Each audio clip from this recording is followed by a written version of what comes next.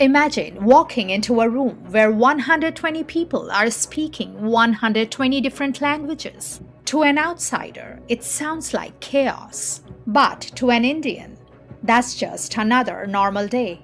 Welcome to Sacred Echoes of India. In this segment, we are going to talk about the language wars, the high-stakes battle between English, Hindi, and India's vibrant regional identities. It is deeply disturbing that highly patriotic states are being dragged into bitter language conflicts. Is this really about protecting local languages?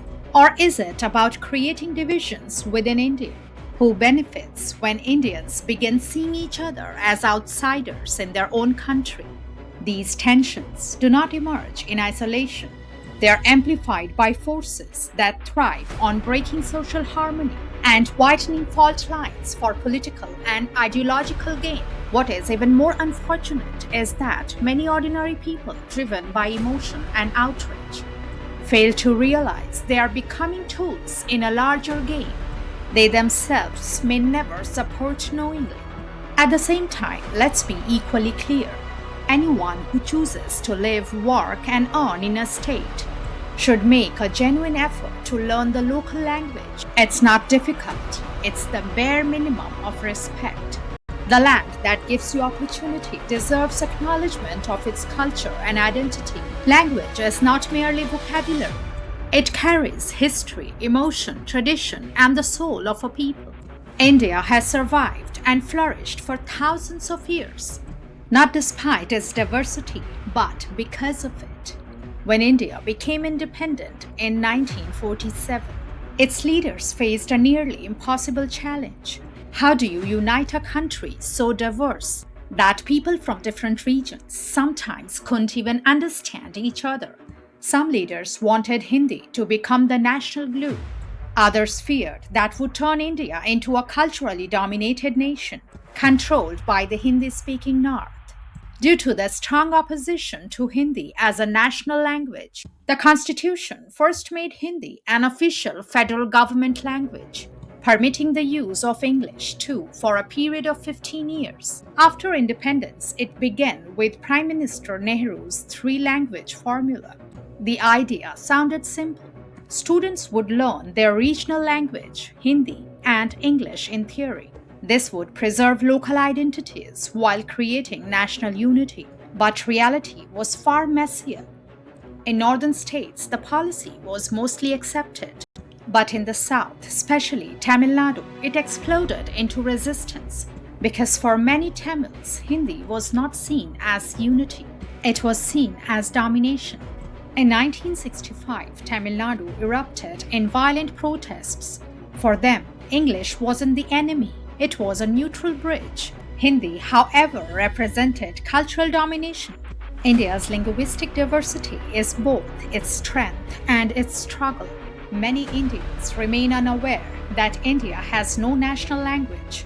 The real tragedy is that the three-language formula could succeed if it were not trapped in political battles. States can preserve and prioritize their mother tongues while still encouraging additional languages for wider connection and understanding.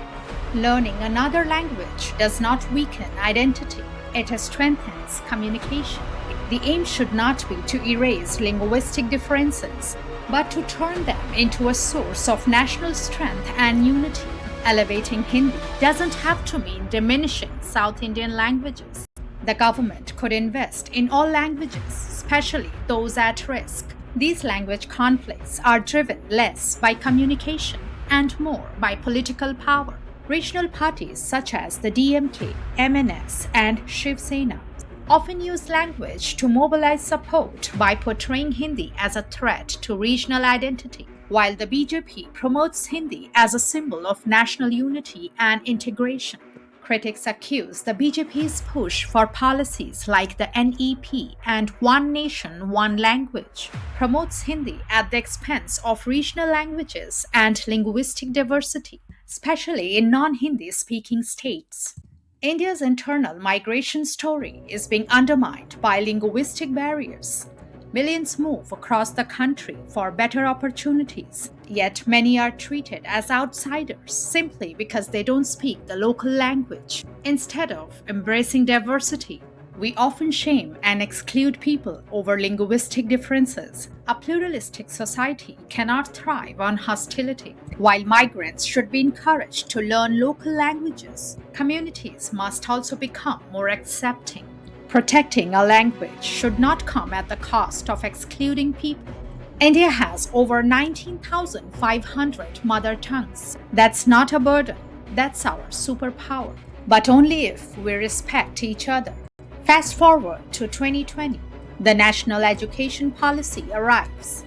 It states that no language should be imposed. The choice of languages is left to states, regions, and students, with the only requirement being that at least 2 of the 3 chosen languages must be Indian languages.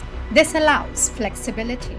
For example, a student may choose their mother tongue along with another Indian language and English, without Hindi being compulsory.